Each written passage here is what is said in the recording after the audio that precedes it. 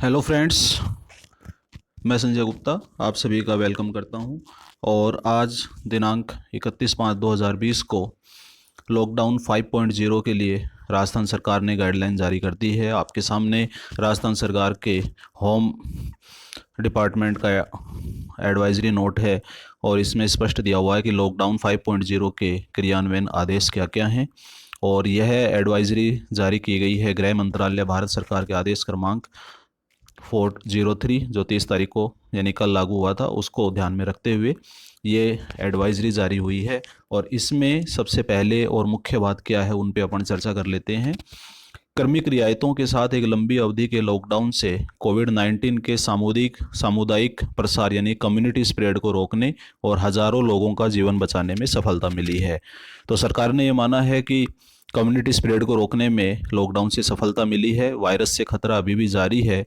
यह गाइडलाइंस कार्यस्थलों, सार्वजनिक स्थानों और सार्वजनिक परिवहन में पर्याप्त एहतियाती और सुरक्षा उपायों के माध्यम से सामान्य स्थिति की ओर सावधानी पूर्वक बहाली के सिद्धांतों पर आधारित है एवं जनता द्वारा जिम्मेदार स्वनियमन सेल्फ रेगुलेशन अपेक्षित है। तो ये इसका मोटो है कि सार्वजनिक परिवहन, सार्वजनिक स्थानों पर एहतियात बरतना, सुरक्षा उपायों के माध्यम से सामान्य स्थिति की ओर बढ़ना और जनता के द्वारा सेल्फ रेगुलेशन के माध्यम से सामान्य स्थिति को प्राप्त करना। यानी सरकार अब धीरे धीरे सामान्य स्थिति की ओर बढ़ रही है और सरकार की बजाय जनता की जो जिम्मेदारी है उसमें अपेक्षित वृद्धि हो रही है।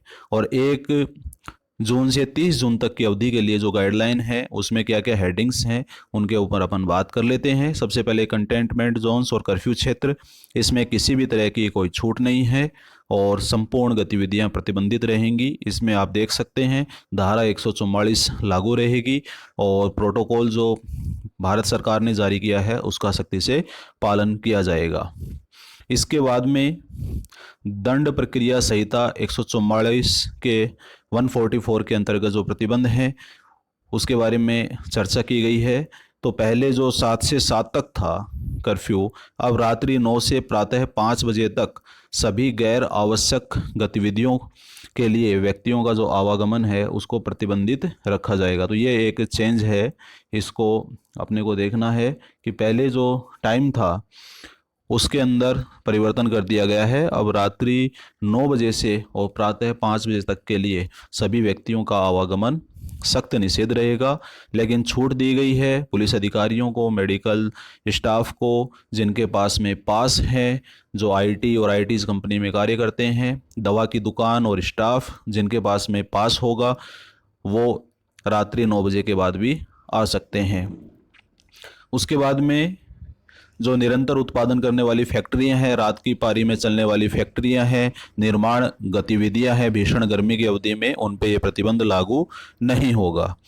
अब सबसे महत्वपूर्ण भाग में आते हैं कि नकारात्मक सूची क्या है, यानी जो गतिविधियां 1 जून से 30 जून के बीच में प्रतिबंधित रहेंगी। सबसे पहली बात अंतर्राष्ट्रीय हवाई यात्राएं, दूसरी मेट्रो रेल जो बंद रहेंगी, तीसरी सभी विद्यालय, महाविद्यालय, शैक्षणिक कोचिंग संस्थान बंद रहेंगे, ऑनलाइन स्टडी को प्रोत्साहित किया जाएगा, सभी सिनेमा हॉल, शॉपिंग मॉल, व्यायामशालाएं, स्विमिंग पूल, मनोरंजन park, theatre, auditorium, assembly hall ये सब बंद रहेंगे, राजनीतिक, धार्मिक, सांस्कृतिक, मनोरंजन, एकेडमिक बड़े आयोजन नहीं हो पाएंगे, होटल, रेस्टोरेंट, क्लब हाउस तथा दूसरे आतिथ्य सेवाएं और खाने की जगह है जहां पर बैठ करके आप खाना खा सकें वो बंद रहेंगी। लेकिन होम डिलीवरी और टेक अवे की सुविधा रहेगी। शॉपिंग मॉल्स बंद रहेंगे, पूजा स्थल जनता के लिए बंद रहेंगे। तो ये एक नेगेटिव सूची है और इसमें काफ़ी सारी चीज़ें हैं जो 1 जून से 30 जून तक बंद रहेंगी। इसके बाद में कॉमन सेफ्टी प्रेस्क्रिप्शंस पे जोर दिया हुआ है। सार्वजनिक स्थानों पर मास्क पहनना अनिवार्य रहेगा, सार्वजनिक स्थानों कार्यस्थलों पर थूकना निषिद्ध है, सभी सार्वजनिक स्थानों में सामाजिक दूरी का पालन किया जाएगा, गुटखा, शराब, पान, तंबाकू सार्वजनिक स्थानों पर पूर्णतः निषिद्ध है और सैनिटाइजर का उपयोग करना है। कार्यस्थलों पर सरकार ने वर्क एट होम पे जोर दिया है, जहां तक संभव हो वर्क एट होम की स्थिति का पालन किया जाए और सभी प्रतिष्ठान जो नकारात्मक सूची में नहीं हैं उनको खोलने की इजाज़त दी गई है। कार्यस्थलों पर श्रमिकों के बीच पर्याप्त दूरी रखी जानी चाहिए और इस सामान्य जो सैनिटाइजिंग है, thermal scanning, hand wash, sanitizing, इसके बारे में काफ़ी जोर दिया गया है। उसके बाद में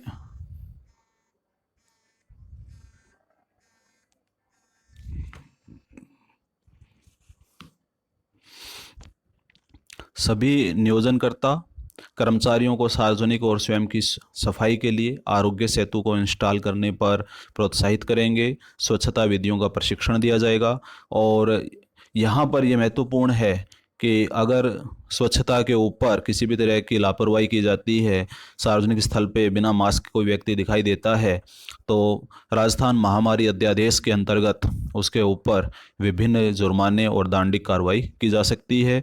जो वल्नरेबल पीपल है, जो सामान्यतः शिकार हो सकते हैं, बुजुर्ग व्यक्ति, 65 वर्ष और उससे ऊपर आयु के व्यक्ति, पुराने रोग से पीड़ित व्यक्ति, गर्भवती महिलाएं, 10 वर्ष से कम आयु के बच्चे, इनको घर पे रहने की सलाह दी जाती है जब तक अत्यावश्यक न हो। इसके बाद में एक इम्पोर्टेंट बात और आती है कि अनुमत गतिविधियां कौन सी हैं, परमिटेड एक्टिविटीज़ कौन सी हैं। सभी दुकानें खोली जा सकती हैं प्रतिबंध के साथ। प्रतिबंध वही रहेंगे, ग्राहक जिसने मास्क नहीं पहना है उसको बिक्री नहीं की जाएगी, दुकानदार को मास्क पहनना है, छोटी दुकानों में एक समय में 2 से अधिक व्यक्ति नहीं रह सकते और बड़ी दुकानों में 5 से अधिक ग्राहकों को अनुमति नहीं है, एक समय 5 से अधिक ग्राहक खड़े नहीं हो सकते दुकान में और यदि उल्लंघन किया जाता है तो दुकानों को सील कर दिया जाएगा। यहाँ पर कुछ नई चीज़ें शामिल की गई हैं। नाई की दुकान, सैलून, ब्यूटी पार्लर को पूरी सावधानी के साथ दुकान खोलने की अनुमति दी गई है और चाय की दुकान, जो पीछे अनुमति नहीं थी, दुकान, स्टॉल, ठेला, कियोस्क के माध्यम से जूस, चाय, चाट इत्यादि खाद्य पदार्थों की बिक्री, इन सब का भी इन्होंने अनुमति दी है, लेकिन कुछ कठोर शर्तें रखी हैं स्वच्छता की, साफ सफाई की, सामाजिक सोशल डिस्टेंसिंग की और विशेष रूप से नगर निकाय अधिकारीगण, म्यूनिसिपल कम्युनिटी जो है इसके ऊपर ध्यान देगी। इसके बाद में पार्क हैं और सार्वजनिक पार्क जो हैं वो खोले जा सकेंगे, लेकिन यहाँ पर भी सोशल डिस्टेंसिंग और सैनिटाइजेशन का ध्यान रखना होगा और यदि नियमों का उल्लंघन किया जाता है तो जुर्माना लगाया जा सकता है।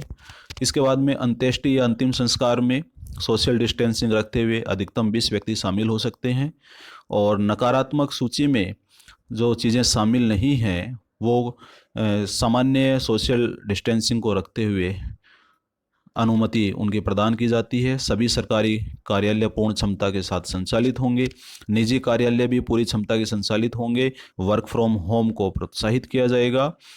इसके बाद में परिवहन की हम बात करते हैं तो परिवहन के लिए कुछ चीज़ों में बदलाव किया गया है।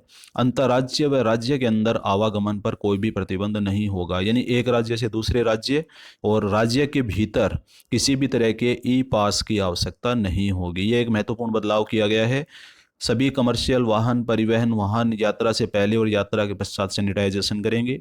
किसी भी वाहन, निजी और सार्वजनिक वाहन में जो उसके लिए अनुमत बैठक क्षमता है, जिस वाहन की बैठक क्षमता 4 है, जिस वाहन की बैठक क्षमता 6 है, तो जितनी बैठक क्षमता है उससे अधिक सवारी बैठ करके उसमें यात्रा नहीं कर सकती। जितनी क्षमता है उतनी सवारी उसमें बैठ सकती है। और बस यदि चलाई जा रही है अंतर्राज्य और राज्य के भीतर तो बस में यात्रा से पहले और यात्रा के बाद पूर्ण सैनिटाइजेशन उस बस का किया जाएगा मालिक के द्वारा। सिटी बसों का संचालन नहीं किया जाएगा। ट्रेनों का संचालन गृह मंत्रालय भारत सरकार के नियमानुसार होगा। सामाजिक जागरूकता के ऊपर ज़्यादा जोर दिया हुआ है। एक गहन कार्यक्रम चलाने की इसमें बात कही गई है जिसमें जन जागरूकता हो और विद्यालय, महाविद्यालय, शैक्षणिक संस्थान ऑनलाइन लर्निंग क्लासेस चला रहे हैं। वो भी अपने विद्यार्थियों को मुख्य रूप से कोविड-19 से मुकाबला करने के लिए और दैनिक स्वच्छता की आदतें हैं उनका प्रशिक्षण देंगे। और अन्य सरकारी संगठन, गैर सरकारी संगठन, स्वैच्छिक संगठन हैं वो भी पूरे जोश के साथ में और इन आदतों के प्रसार के लिए लोगों को जागरूक करेंगे। तो ये 5.0 जो लॉकडाउन है उसके लिए गाइडलाइन है और इसमें मुख्य रूप से जो जोर दिया गया है वो नकारात्मक सूची को छोटा से छोटा करने पर और शर्तों को ढीला करने पर, साथ में सैनिटाइजेशन और व्यक्तिगत सावधानियों के ऊपर ज़्यादा इसमें जोर दिया गया है। और साथ के साथ इसमें हम ये भी मान सकते हैं कि कोरोना महामारी में सरकार अपनी भूमिका को सीमित करते हुए और ज़्यादा से ज़्यादा जोर सामान्य जन की सेल्फ रेगुलेशन और सेल्फ सैनिटाइजेशन के ऊपर मूव कर रही है। तो कोविड-19 में आप सभी लोगों से मेरा अनुरोध है कि जो सामान्य स्वच्छता के नियम हैं और व्यक्तिगत स्वच्छता के जो नियम हैं उनको आप पालन करें। सैनिटाइजेशन के लिए आप बिल्कुल भी संकोच नहीं करें। मास्क पहनना है, हैंड सैनिटाइजेशन करने हैं और साथ के साथ अनावश्यक व्यवहार, अनावश्यक बाहर घूमना फिरना जितना कम से कम हो सके वो करना ज़रूरी है, क्योंकि ये इतनी गंभीर समस्या नहीं है, लेकिन यदि हम लापरवाही करते हैं तो इस समस्या को विकराल होने में भी देर नहीं लगेगी। मैं संजय गुप्ता आप सभी का धन्यवाद करता हूँ और आप अपने घर में स्वस्थ रहें, सुरक्षित रहें, इसके लिए ईश्वर से प्रार्थना करता हूँ। जय हिंद, जय भारत।